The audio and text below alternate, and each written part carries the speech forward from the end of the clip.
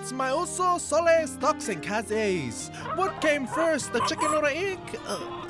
Sorry, wrong channel. Here's a harder one. What came first, cricket or Kilikiti? Hopefully by the end of the story we know it.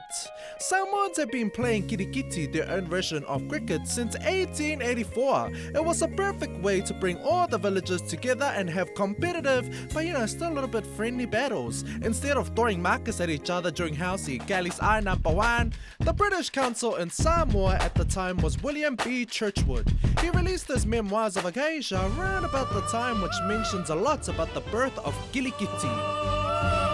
Churchwood notes in his memoirs that they tried to introduce the games to Samoans. Well, probably because, there was I's and no exercise. The Samoans were too cool for the game and thought, what a stink game. Churchwood and the other Palangis couldn't even make them play it because it wasn't a fresh games like Eddies and Jet. They were more into pig hunting, surfing, and finding ukus in the hair. So, carry on. Churchwood and gang introduced the games to Tonga for them to play. The Tongans were pretty onto it and became really good. The Samoans got a bit jealous because the Tongans used to boast about their awesomeness. So the Samoans went back and remixed their own version of Kilikiti, which was more faster paced than the cricket others were playing. It became really popular and grew into competitions where villagers played each other and their lava-lavas was just flying all over the field.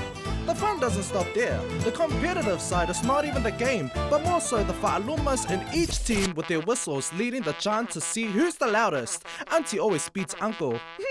Know your roots. So what came first, cricket or Kilikiti? Wrong, it was the ball. But that is another scripture in the dictionary of the chapter 1.